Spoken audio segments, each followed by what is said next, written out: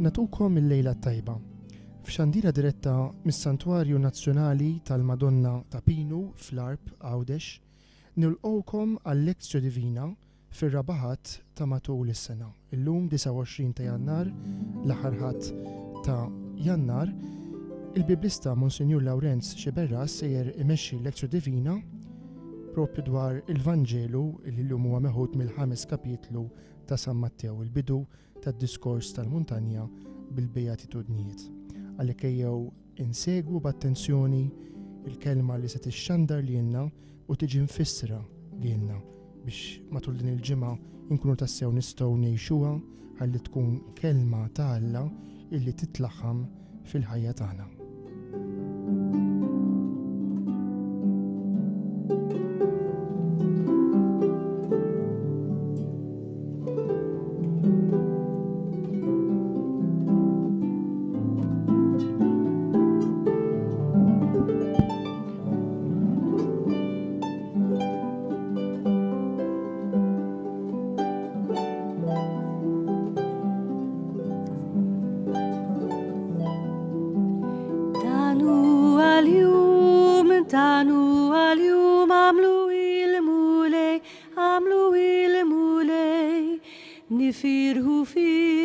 Nifirħu fih u nitennew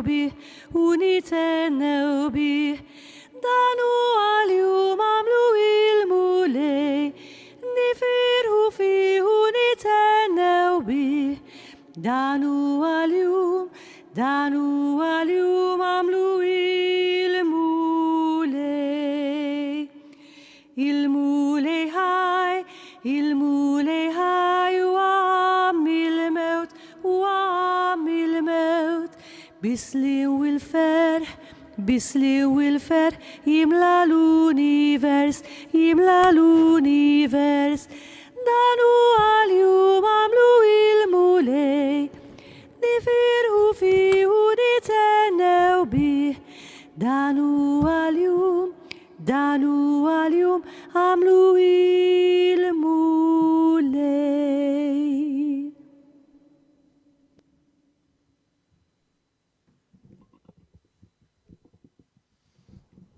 L-isem tal-Missier u tal-Iben u tal-Ispirtu Santu. Amen. Nitolbu id-dawl minant il-mulej biex bid-dawl tiegħu nkunu nistgħu nilqgħu b'qalb miftuħa il-kelma tiegħu, il-kelma li hija dawl fil-modijiet minn tagħna. Nitolbu lill-Ispirtu Santu iħejji l-qlub minn tagħna ħalli il-kelma li sejrin nisimgħu tħalli l-frott, timbet, tikber u tagħti l-frott. U mhux biss imma nkun nistgħu wkoll naqsmu din il-kelma nixxerjawha ma' oħrajn. Dan nistgħu nagħmluh grazzi għad-dawl u għal-doni tal-Ispirtu Qaddis ta' Alla. Ejju għalhekk, ħut il-eżjies, inkomplu nitħeġġu waqt li nisimgħu il-kelma tiegħu. Issa li sejrin nisimgħu il-kliem li qalilna Ġesu minn fuq il-muntanja qaddisa.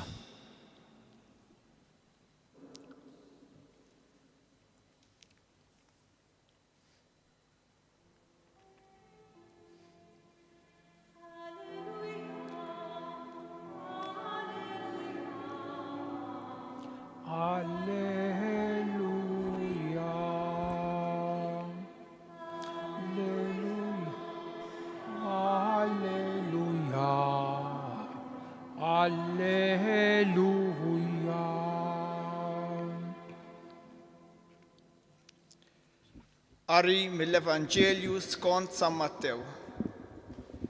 F'dak iż-żmien kif ra l-folol, Ġesu tela fuq il-muntanja, qgħad bil-qiegħda u resqu lejh id-dixxipli tiegħu. Fetaħ fommu u qabad jgħallimhom u jgħid: Ħenjin il-foqra fl-ispirtu, għax tagħhom hija s-saltna ta' smewiet. Ħenjin l-imnikta, għax huma ikunu mfarġa. Ħenjin ta' qalbhom ħelwa, għax huma jkollhom birthom l-art. Ħenjin dawk li huma bil-ġuħ u bil-għaġġ tal-ġustizzja, għax huma ikunu mxebbejn. Ħenjin dawk li jħennu, għax huma jsibu l-ħniena. Ħenjin dawk li huma safja f'qalbhom, għax huma jaraw lill-Alla. Ħenjin dawk li jġibu l-paċi, għax huma jissejħu ulied Alla. Ħenjin dawk li huma persegwitati minħabba s-sewwa, għax tagħhom hija s-saltna ta' smewiet. Ħenjin intom meta jgħajrukom u jippersegwitawkom u jaqilgħu kull xorta ta' ħażen u gideb kontra tagħkom minħabba fija. Ifirħu u tennew għax ħlaskom kbir fis-smewiet. Il-kelma tal-mulej. Tifħir lilek Kristu.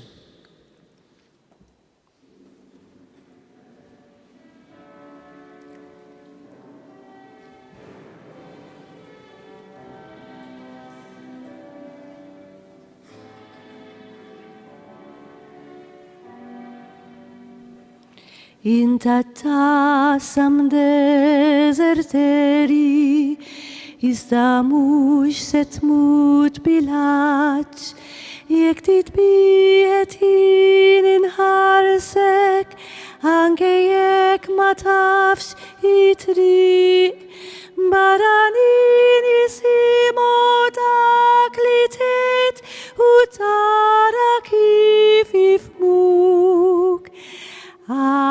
Tara l-ħaj u teħx la tibża xejn. Dejjem qudiemek mixi nimxu flimkien fija ssib mistrieħ. Jekk intimxi fuq il-ħalel, jinfda l-baħar ma terix. Jekk intgħaddi minn fost in-nirien, ma jiġrilek xejn. Jekk isib ma' wiċċek bib l-infern u l-mewt tkun reset lejk. Għaf li nkun hemm ħdejk fil-ħin, la tibża xejn. Dejjem qudiemek mixi nimxu flimkien fija ssib mistrieħ. Wimberkin intom il-far, għax saltnati ta'kom jimbirek min qed jibki llum, għax qed jitħammil ġdid. Jekk mi beda u seplita ilu minħabba fija dan. Tkunu imberkin, la tibża xejn. Dejjem jgħixu flimkien fija ssib mistrieħ.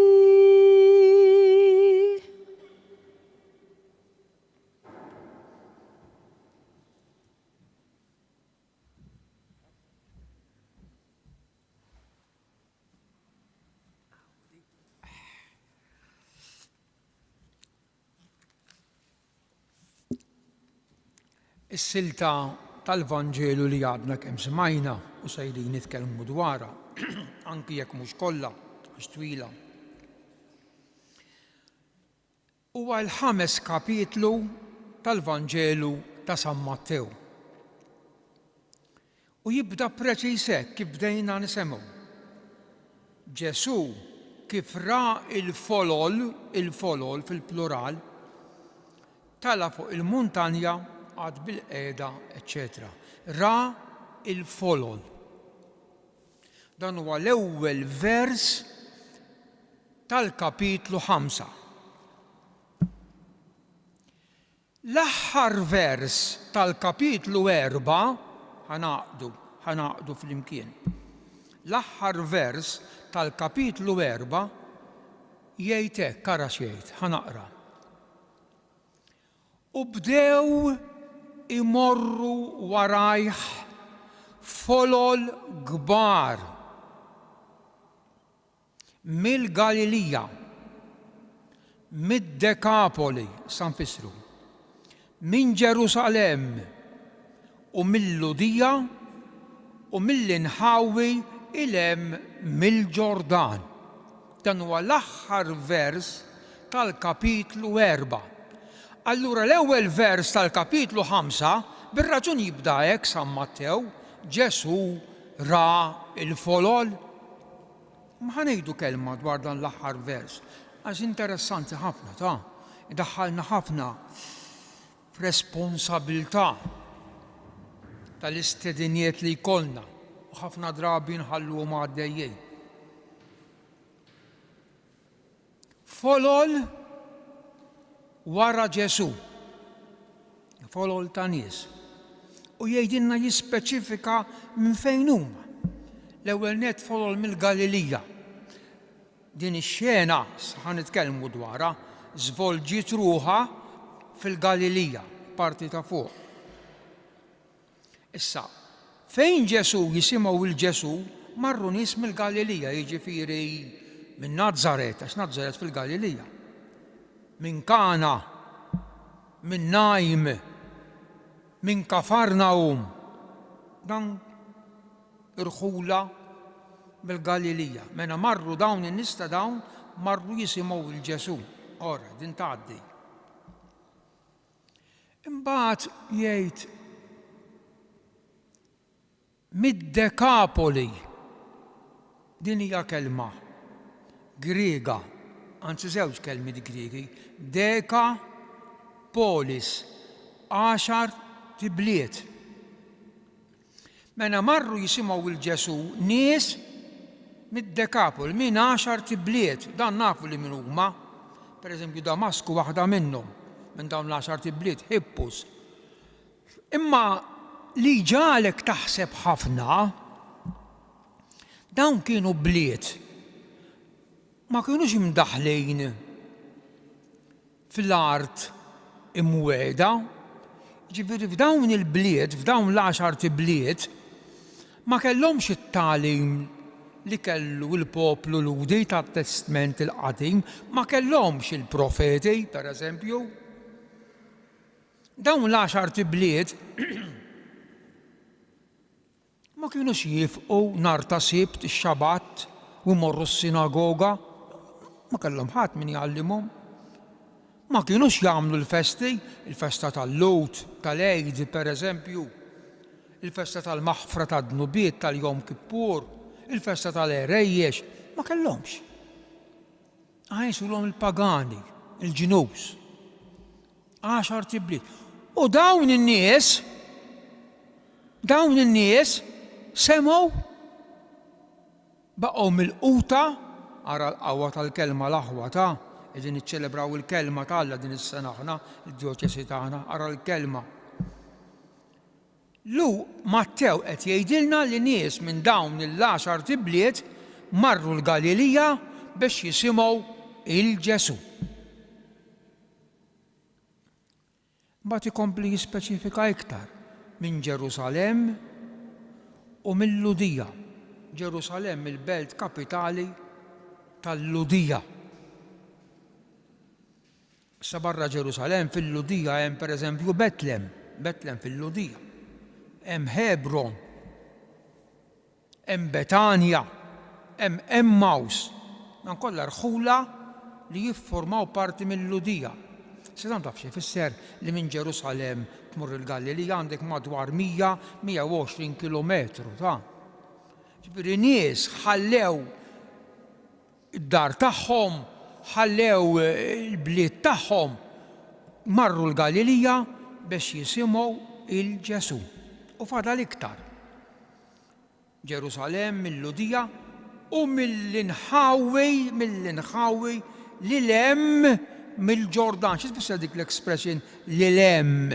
Għax il-Ġordan, xmara Ġordan, hekk għada, parti minnha almenu is-servi ta' limitu, boundaries bejn l-art imweda u l-art il-Transġordanja allura. Tmur in-naħa l-oħra. Allura dawn nies ħteġilhom jaqsmu xmara Ġordan biex imorru jisimgħu lil Ġesu.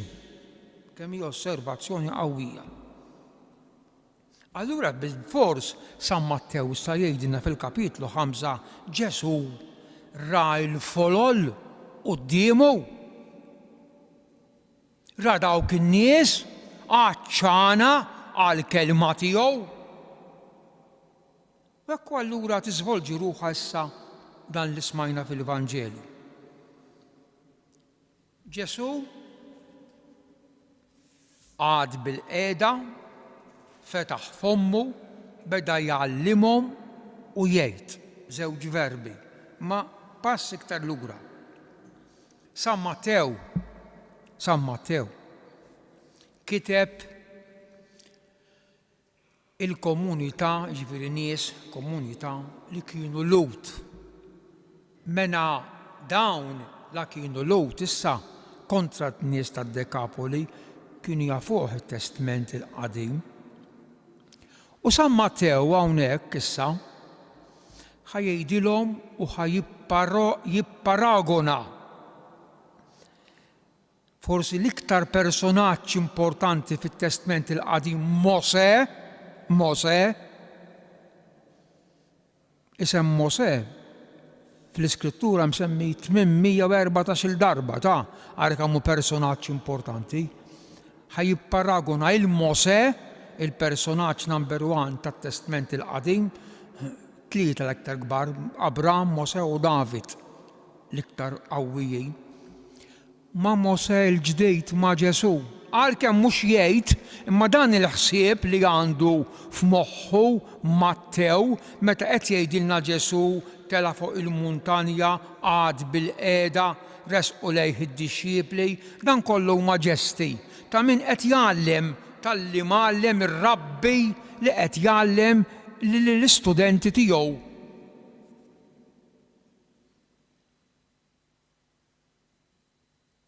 Kelma oħra, qabel nkomplu nidħlu, hawnhekk qegħdin forsi l-iktar post wieħed mill-iktar postijiet sbieħ fl-art imqazza. In-natura sebħita ħafna dan il-post, hemm hekk ħaxix sabiħ aħdar, siġar tal-frott, banana, mango, iċ-ċitru, Hemm ambjent isma' dawk l-asafar jannu. Għadhom sal-ġurnata mqazza tal-lum ta' ambjent inissillek il-paċi mingħajr ma titkellem xejn. Imbagħad biex din ix-xena tkompli tisbieħ, terfa' ftit għajnejk u tara dak il-baħar sabiħ tal-Galilija aħdar u l-baħar blu ċelesti. Għandek firxa ta' 22 kilometru ta'. Għawdex tagħna kbir 14 kilometru minn tarfa l-ieħor, dan il-baħar 22 kilometru u wiesa 12. U font 48 metru. Il-maħellu. F'din l-ambjent, f'din iż-żona hekk ta' paċi u ta' serenità.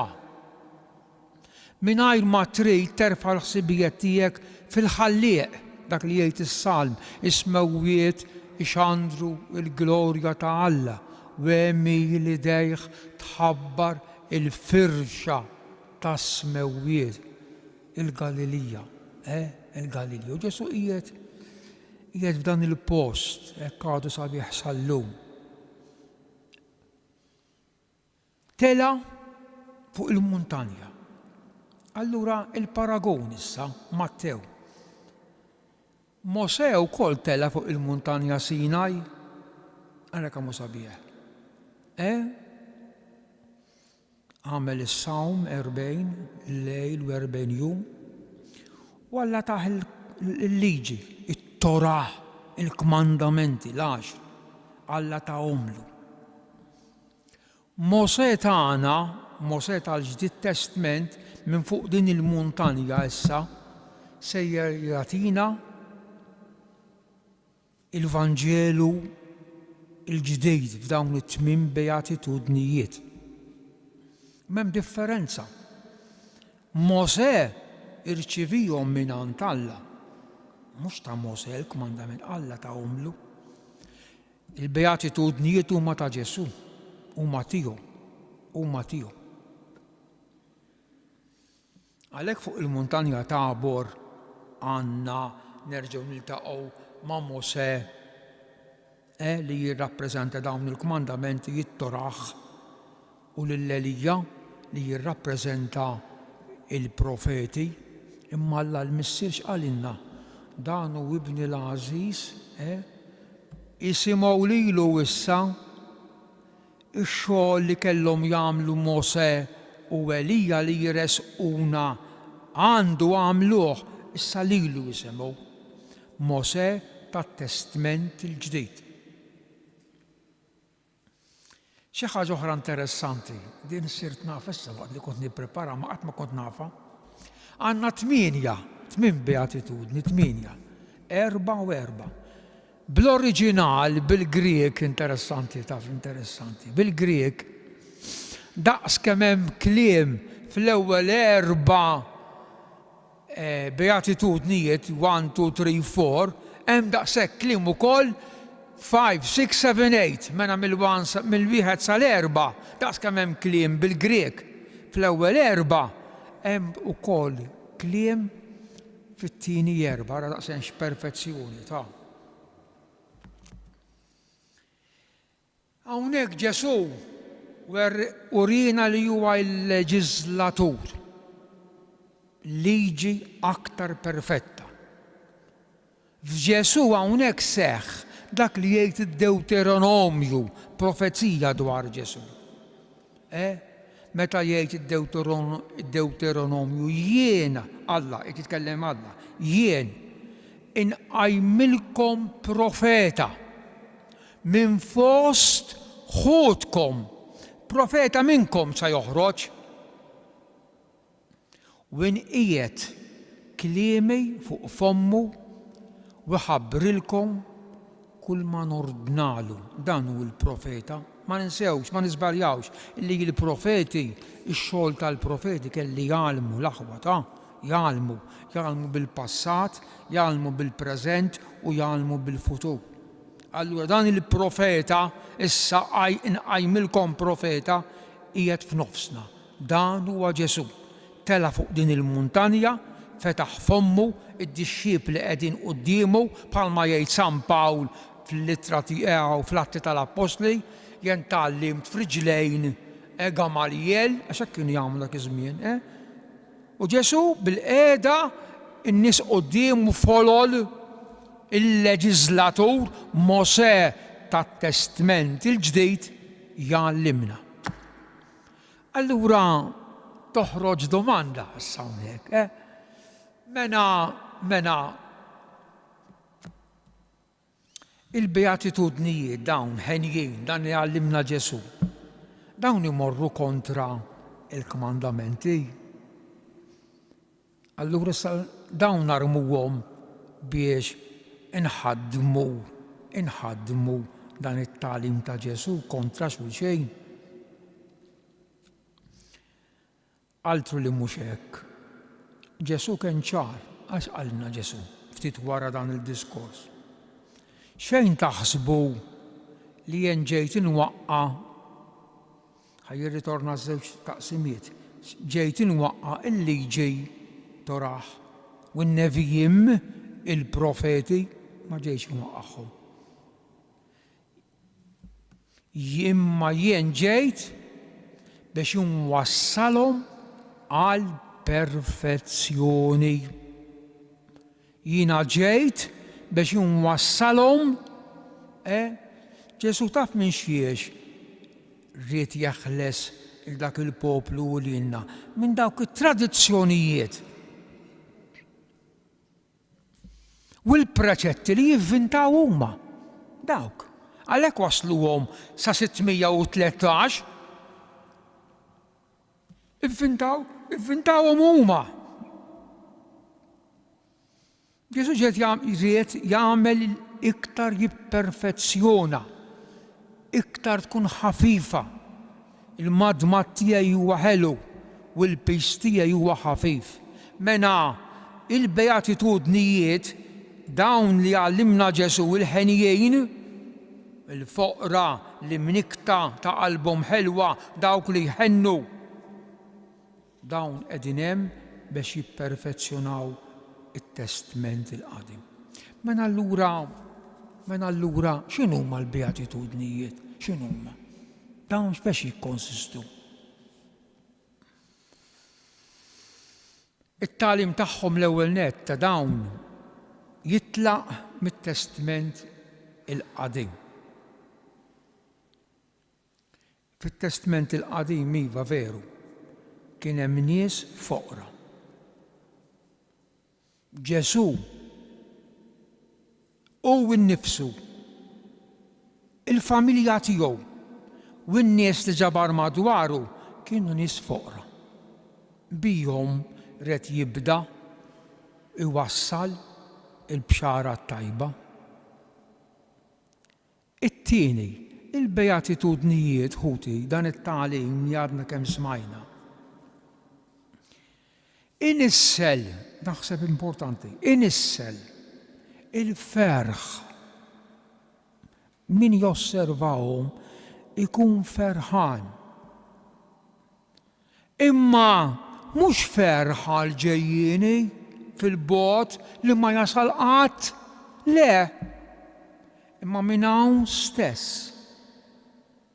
Minn hawn stess. Għaliex, għax il-bniedem ikun f'postu. Ikun, ifmu l-expression, u nnifsu. U mhux maqsum. Għaliex, ħoti, għax id-dnub l-effetti tiegħu koroħ u l-bniedem jaqsmuh. Għalhekk jgħid Ġesu ċar li min jagħmel id-dnub huwa skjaf tad-dnub, la inti skjaf, m'intix tiegħek innifsek, m'intix liberu. Ġo fejk hemm kaldaruni baqbaq. Int skjaf tal-pornografija, int skjaf tas-serq, allura tipprova tisraq, tipprova tħaddem u ma tħallas jew tħallas ftit. Jonqsok ir-rispett lejn il-familja, forsi lejn il-martek u l-mara lejn ir-raġel. Għaliex? Għaliex? Għax m'għadekx tiegħek innifsek. Għaliex m'għadekx tiegħek innifsek? Għax m'intix tosserva il-beatitudnijiet dan it-tagħlim ta' Ġesu. Mena dan it-tagħlim jagħmlek ferħan. Jagħmlek int li int innifsek. Dak li jgħid Sant Augustine, Sinjur Alla, inti ħlaqtna għalejk. U l-qalb tagħna ma ssibx paċi, ma ssibx mistrieħ jekk mhux fik. Iktar il-beatitudni din ukoll sabiħa. Huma bħal biografija interna ta' Ġesu. Ġesu qed jgħidilna minnu. Ma jgħidxu imma ħerġin mill-qalb minn tiegħu. Ħalli nfisser. Ġesu ħut il-eżiż huwa ta' qalb ħelwa u umli. Talmu minni, issa forsi niltaqgħu magħha iktar quddiem. Għax jien ta' qalb ħelwa u mela Ġesu meta qed jitkellimna fuq kunu ħeni qed jitkellem minn dak li għandu hu. Ġesu kien fqir. Ġesu semgħu kif ikostusa din, kemm sabiħa. Twieled il-barra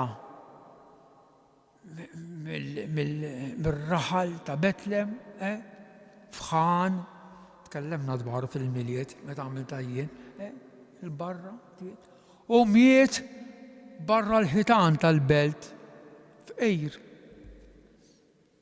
Litra l-lut. Ġesu barra l-ħitan tal-belt. Ġesu jkellimna dwar il-paċi. Il-paċi, natikom il-paċi. Ġesu għandu qalb safja. Allura dawn il-beatitudnijiet huma biografija ta' Ġesu. Dan huwa t-tagħlim ħut il-eżiż tal-Vanġelu l-ġdid illi Ġesu ħabbrilna, Mose il-ġdid ħabbrilna minn fuq din il-muntanja qaddisa. Issa ħanippruvaw din kienet speċi daħla għal li għandna qudiemna. Issa ħanippruvaw naqbdu xi wieħed nippruvaw ninfissruh ftit bil-mod. L-ewwel waħda, ħenjejn il-foqra fl-ispirtu għax tagħhom hija s-saltina tas-smewwiet. Dan l-ewwel wieħed għax tagħhom hija s-saltina tas-smewwiet jagħlaq it-tmien wieħed. Ħenjin dawk li jippersegwitat imħabba sewwa għax tagħhom hija s-saltina tas-smewwiet. Il-numru wieħed u n-numru 8 jagħlqu bl-istess espressjoni.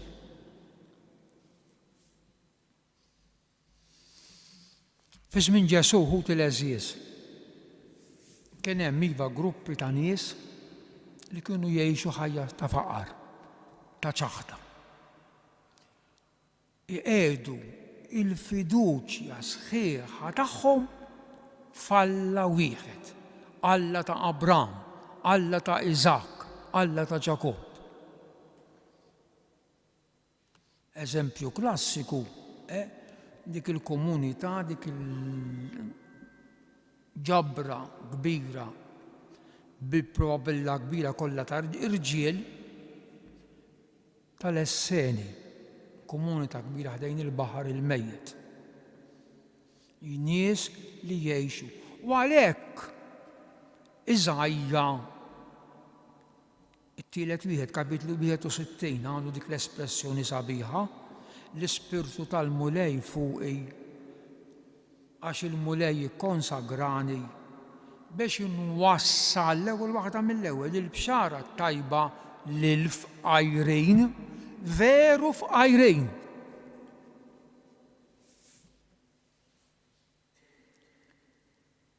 Fi żmien meta il-Babilonja kienet qed tattakka l-Ġerusalemm 586 qabel Kristu u kkalkulat li 90% ta' dak tal-poplu Ludi kienu qegħdin jgħixu ħajja fqira, miżerja. Imma dejjem ittamaw fil-mulej. Anke s-salmi ikellmuna dwar dan il-faqar. Ġesu innifsu għażel nies madwaru fqar, Ommu Marija, Giuseppi, Xmun u Anna ħanitkellmu dwarhom nhar il-ħamis, il-festa tal-preżentazzjoni tal-mulej. Elizabetta, Zakkarija, l-apostli, b'dawn rid jaħdem Ġesu. Imma attenzjoni, il-faqar materjali biss ma jsalvakx. Għax jista' jiġri li l-qalb ta' minu fin-nieqes jista' jiġri. Tista' tkun qalb qiebsa minn ġewwa għax ftit fin-nieqes mimlija xeħħa. U allura fil-perikolu li tinsa lill-Alla u jkollha kilba għal dak li huwa materjali. Allura tiġi l-kontra.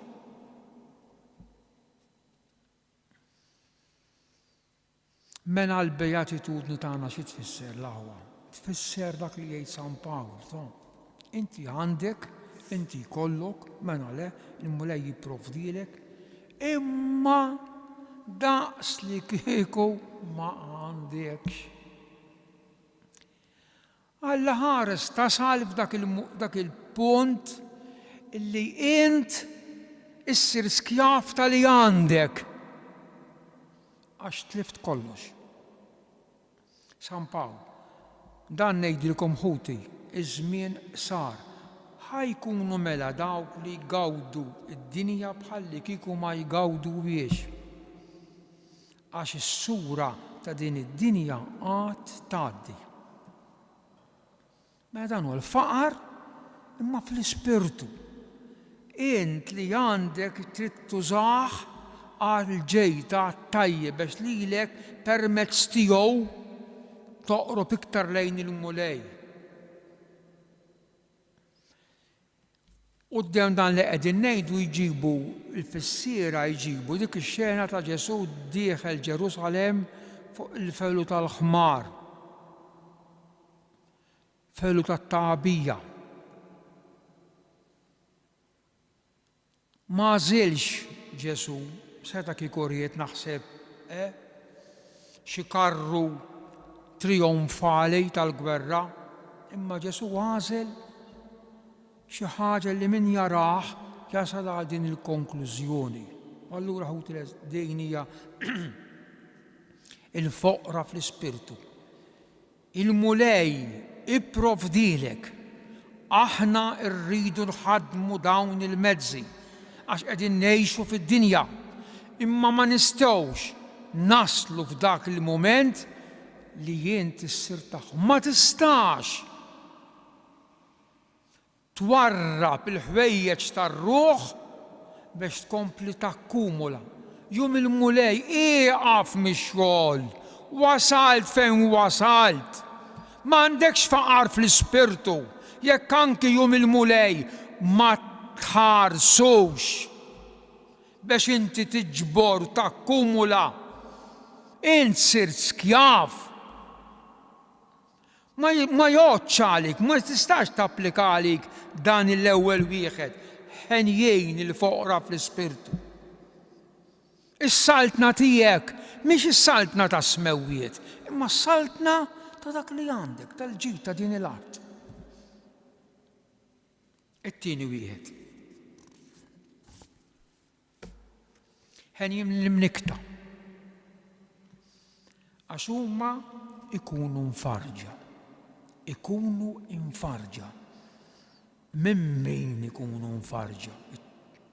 Passivum teoloġikum jgħidulu minn Alla, passiv. Wieħed raħeb, mar fejn Abba Makarju u talbu parir, għalli xparir ta' tinej biex insalva. U liħor għallu, mur fil-kamra tiegħek, inti raħeb, u ibki d-nobietek, oqgħod ibki d-nobietek. Dan il-parir jesprimi juri s-soba, il-pentos, is-soba. Is-soba ta' Ġesu fuq id-dnub, fuq il-mewt. Id-dnub, ġa semmejta, jagħmlek skjaf. Id-dnub wassal il-Ġesu biex iħenn, biex iħobb, biex jaħfer u bla ebda kundizzjoni. In-niket.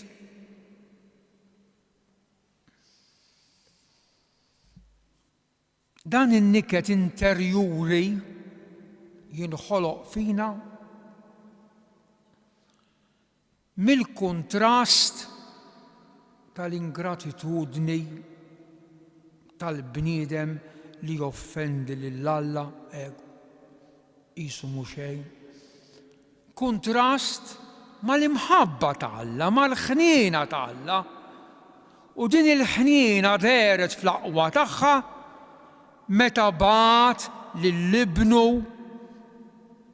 biskop preċiż biex jifdina. Hawn jinġej, litra l-Lut kapitlu 10. Sakrifiċċji u offerti inti ma rridx, ma jogħġbokx, inti m'għandek bżonn il-moża u n-naġa u d-dem tagħhom, imma li preparajt li ġisem, hawn jinġej. Dan in-niket interjuri, l-imnikta interjuri,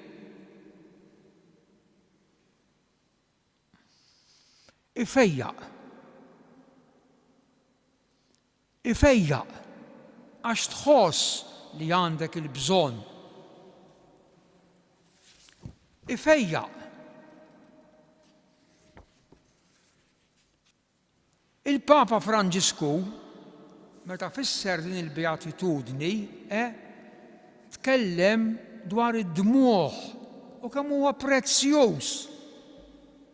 U jgħid il-Papa tista' tħobb bil-bruda. Bruda, l-espressjoni tal-Apokalissi tal-li la kont biret u lanqas ħum biret. Tista' tħobb jgħid il-Papa, biret. Tista' tħobb għax bil-fors. Żgur li le. Ikompli l-Papa, għad fadal qlub, sammi tal-ġebel. Tant li jinsew kif jiddispjaċihom il-pentos, is-soba. Insew kif jibku jgħid il-Papa. U hawnhekk jaqbes qudiemna San Pietru. Imnikket għax induna x'għamel, imnikket imma tfarraġ. Għax tfarraġ? Għax ġiet is-soba.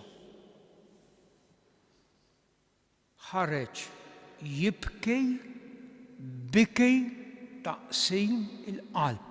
Hawnhekk hawn espressjoni qawwija ħafna. Jibki biki. Cognate object jgħidulu. Bil-Malti għandna espression bħal dawk ta' ġrejt ġirja. Irqatt raqda. Tafu xi ġifieri? Pietru jibkej bikej verb u nawn taqsim il-qalb. Biki ta' indiema. U għalhekk kien jinfarraġ. Wieħed qaddejs tal-ewwel żminijiet tal-Knisja raħeb Sant Efrem għandu sentenza sabiħa ħafna. isemmuha. Wiċċ maħsul bid-dmuħ għandu ġmiel li ma jitfissirx.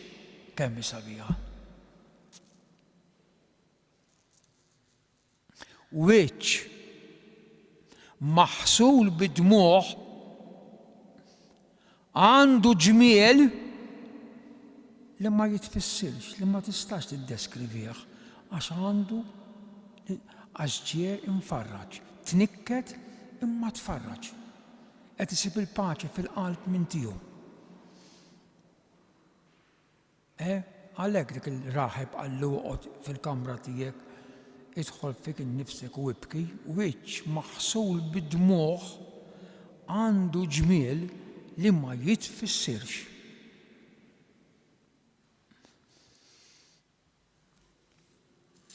Nagħmlu ieħor. Ħenjien ta' qalbhom ħelwa. Għax huma jkollhom bwirthom l-art ta' qalbhom ħelwa. Ġesu tkellem mill-ħlewa tal-qalb, ejjew għandi.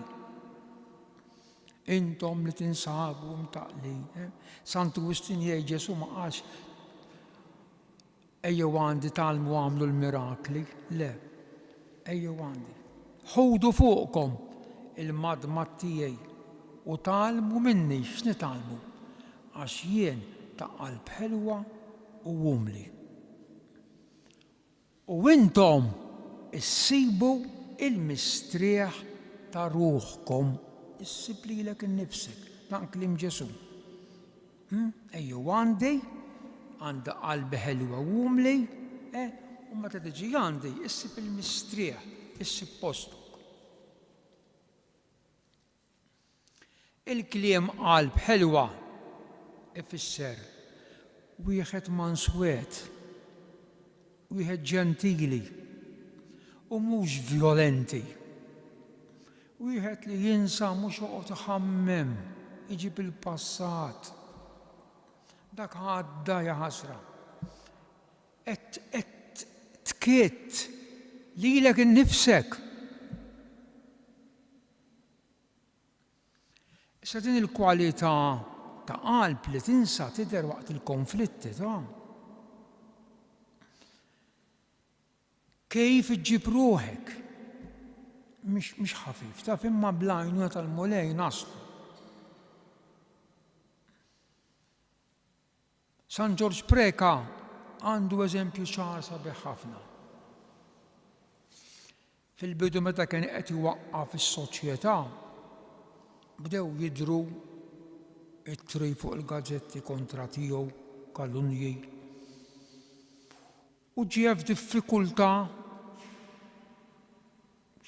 kif sa jġib ruħu. Iwieġeb, ma jwieġibx, jitkellem. Dan huwa fatt miktub fil-ħajja tiegħu, saf fil-kotba tiegħu.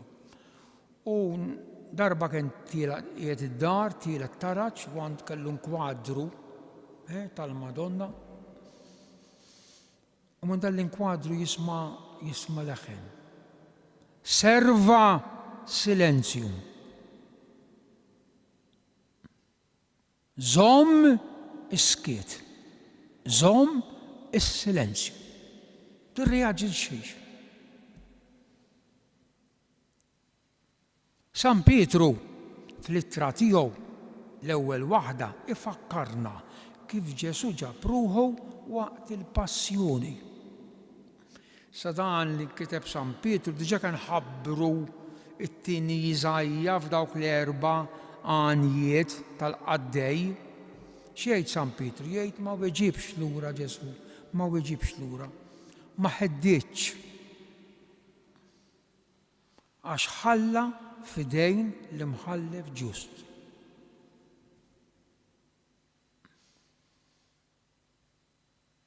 L-Iskrittura, il-kliem qalb ħelwa, turina wkoll dawk li m'għandhomx f'din l-art proprjetà. Mela is-sem tagħhom ikun fis-sema. Dak li inti qed tistenna u taħdem għalih.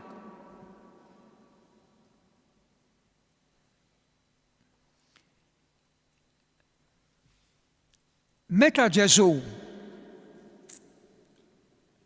qiegħed jaħsel riġlejn l-Apostli u Pietru b'rispett lejh. Għax Pietru kien jaf dak ix-xogħol min jagħmlu. Irreżista ma jkun qatt, imma taħsel li saqajja jient. Kien qed imexxi l-ikla Ġesu, taf kien libes għalhekk neħħa minn fuqu, kien libes il-ħwejjeġ biex imexxi dik l-ikla qaddisa, dik kienet ikla qaddisa. Jiżraħ ineħħi l-ħwejjeġ, jixħet l-ilma dak is-seba' verbu wara xul xejn. Qallu ma jkun qatt, ma rridx, assolutament ma rridx. Jekk ma jkollok ma naħsillikx saqajk,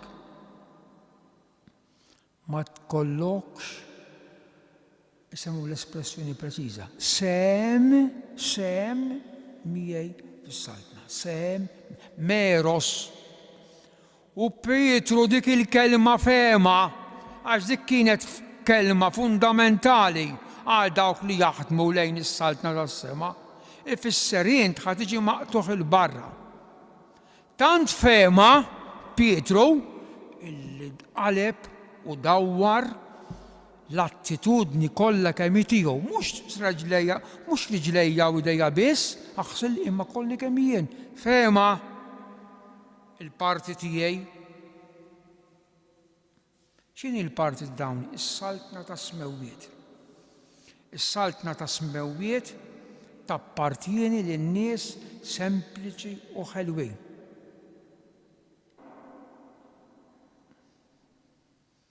Minkejja li l-wirt ta' dawn il-ġwejdin u was-saltna tas-sema,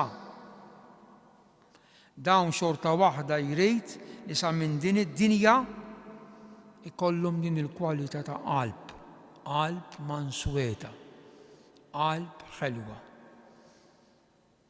San Franġisk de Sales, iktar tiġbor dubbien b'qatra żgħira għasel milli bettija ħal. Ħenjien ta' qalb ħelwa. Għax ikollhom b'wirthom l-art imweda, imma din l-art imweda li tnixxi ħalib u għasel din trid twassalna fl-art tas-sema, l-art tagħna, l-art li aħna pellegrini mexjin lejha.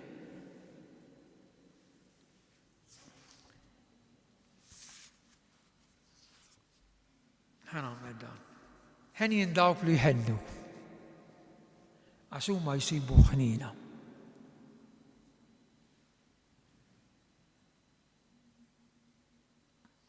Ġesu jgħidha ċarta, ħennu bħal ħanejn missierkom. Ħennu. Din il-beatitudni għal-kemm sabiħa. Din il-beatitudni.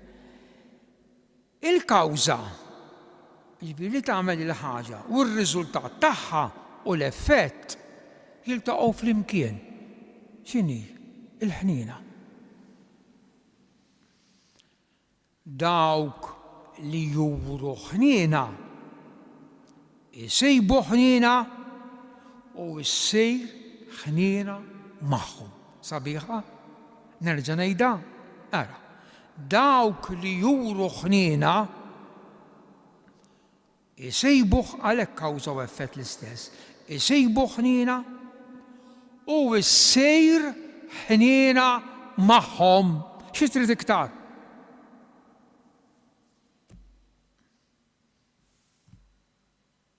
Dan it-tagħlim dwar il-ħnina mhux qiegħed bis-sawn imma l-Vanġelu kollu mimli.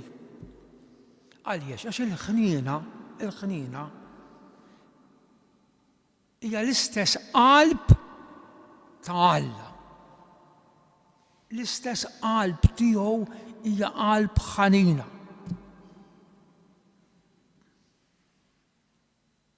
Ħennu u ssibu ħnina.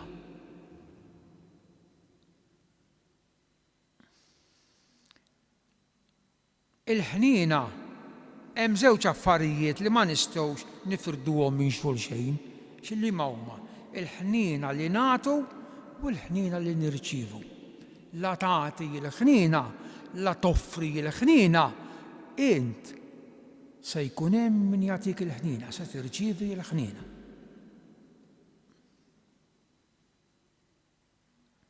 Allura dan il-fatt ta' ngħidulu reċiproċità tagħti ħnina u tirċievi. Juri l-bżonn li naqilbu r-raġunament. Aħna waħedna ma nistgħux naslu, għandna bżonn l-għajnuna tal-Mulej. Ġesu qalilna li se jitkejjel lilna kif aħna nkejlu. Kulħadd irid jiftaħar li għandu bżonn ħnina.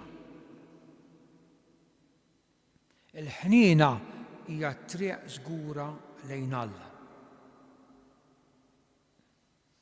Il-ħnina tikxef dak fl-intimu li inti għandek qalbek ħelwa.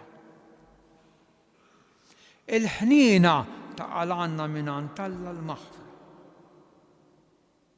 Il-ħnina twaslek biex tinfetaħ aktar, biex tieħu paċenzja, biex tgħader, biex tkun perseveranti. Ħnina. Bniedem ħanejn, anke li nisimgħuha kemm sabiħa, bniedem ħanejn huwa bniedem ferħan. Għaliex ferħan? Għax jisbaħ lil Alla. Alla huwa ħnina. Ħennu. Ġesu. Ħenjin dawk li jħennu għax isibu ħnina, kawża u effett l-istess ħaġa. Ħa nikkonkludi ħuti ta' ma għamilniehomx kollha. Ejjew nirringrazzjah verament il-Ġesu ta'.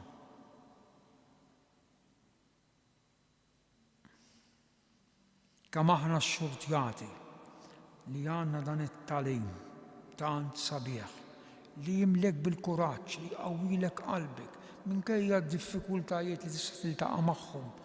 Imma hemm skop sabiħ, hemm għan sabiħ quddiemek. Tħallihx jintifa' ma taraħx dan l-iskop, dan il-għan, aħdem għalih. Kun anġlu tal-paċi. Inroddulek ħajr Mulej għal dan it-tagħlim kollu. U nqeda bina biex dawn it-talbiet li jint ipproklamajt bħala Mosè l-ġdid minn fuq il-muntanja ikunu tagħna u nkomplu nħaddmuhom fil-ħajja tagħna.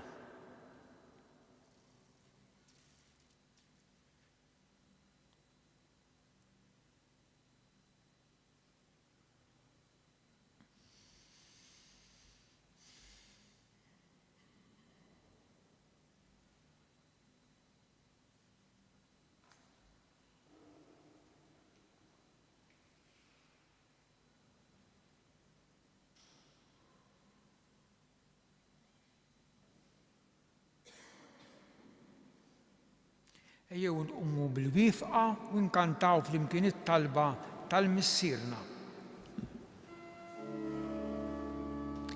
Missierna li inti fis-smawiet, jitħaddes l-isem tiegħek, jitħaddes l-isem tiegħek, tiġi saltnatek, ikun dak li trid inti, ikun dak li trid inti, fis-sema hekk ta' fl-art.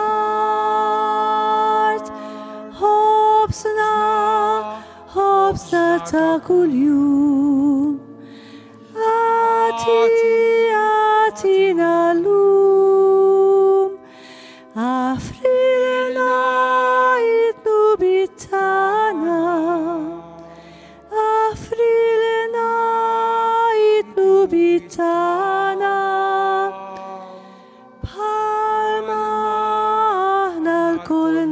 nofru lil min ħati għalina la daħalniex fl-ebda tiġri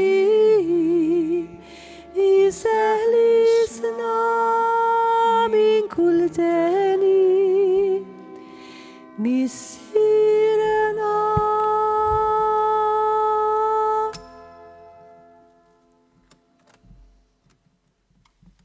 Il-barka ta' Alla li jista' kollox tinżel fuqkom.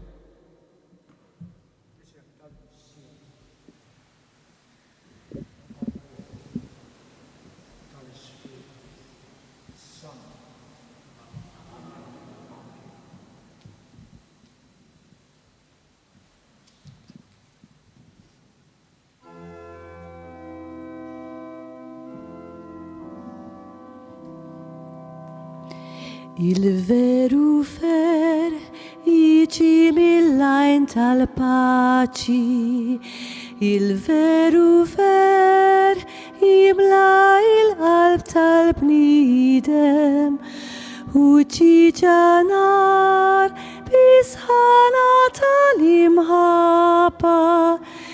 Il-vera ħajja timla bil-kuraġġ u islim, il-veru fer et jibni dinja ġdida b'ħarraġġ ta' tama kontra dlamit.